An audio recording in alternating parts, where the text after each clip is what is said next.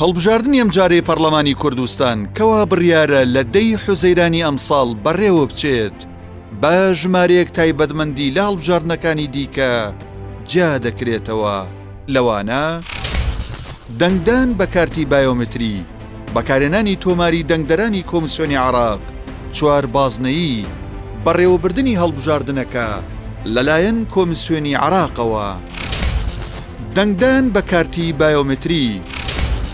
بەپێی ئاماری کۆمیسیۆنی هەڵبژاردنەکانی عێراق زیاتر لە 175 دەنگدەرانی هەڵبژاردننی پەرلەمانی کوردستان کارتی بایۆمتریان کردووە. بە گوێرەی ڕێنمایی کۆمیسیۆنی هەڵبژاردنەکانی عێراق دەنگدەران بەبێ کارتی بایۆمتری ناتوانن دەنگ بدەن. کارتی بایۆمتری وێنەی دەنگدەری لەسەرە و بارکۆدەکەشی پەنجەمۆر و زانیاری دەنگدەری تێدایە و ناتوانرێت ساختەکاری پێ بکرێت. بەکارهێنانی تۆماری دەنگدەرانی کۆمیسیۆنی عێراق خاڵێکی دیکەی جیاکەرەوەی هەڵبژاردننی خولی شەشەمی پەرلەمانی کوردستان لە هەڵبژاردنەکانی ڕابردوو بەکارهێنانی تۆماری دەنگدەرانی کۆمیسیۆنی هەڵبژاردنەکانی عێراقە. لە هەڵبژاردننی خولی شەشەمی پەرلەمانی کوردستان 3,789,000 کەس مافی دەنگدانیان هەیە. لەو ژمارەیە نزیکەی 2,800,000 بایۆمتریان کردووە و دەتوانن بەشداری هەڵبژاردن بکەن. تۆماری بایۆمتری کۆمیسیۆنی عێراق پشتی بە ئاماری وەزارەتی پلاندانان و بازرگانی بەستووە. ناوی مردووان و دووبارەی تێدا نییە.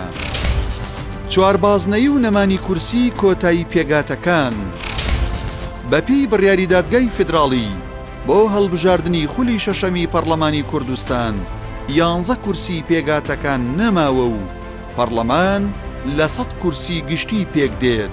بەمەش پێشبینی دەکرێت کۆتایی بە زۆرینەی پارتی لە نێو پەرلەمانی کوردستان بهێنێت. هەرێمی کوردستان کراوەتە 4 بازنەی هەڵبژاردن: سلێمانی 38 کورسی، هەولێر 34 کورسی، دهۆک 25 کورسی و هەڵەبجەش 3 کورسی. ئەم دابشکاریەش مافی هەر پارێزگایەک لە نوێنەرایەتی کردنی لە پەرلەمان دەپارێزێت و هەر پارێزگایەک کورسیەکانی لە پەرلەمان جێگیرە. بەڕێوەبردننی هەڵبژاردنەکە لەلایەن کۆمیسیۆنی هەڵبژاردنەکانی عێراق بەپێی بڕیاری دادگای فیدراڵی کۆمیسیۆنی هەڵبژاردنەکانی عێراق هەڵبژاردننی پەرلەمانی کوردستان بەڕێوە دەبات.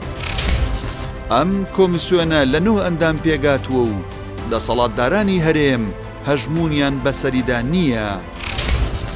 هەژمارکردنی دەنگەکان بەدەستی و ئەلکترۆنی بەپێی ڕێنمایەکانی کۆمیسیۆنی هەڵبژاردنەکانی عێراق بە پشتبەستن بە بڕیارێکی پێشووی دادگای فیدراڵی جاکردنەوە و هەژمارکردنی ئەنجامی دەنگدان بە ئەلکترۆنی و بە دەستی دەبێت.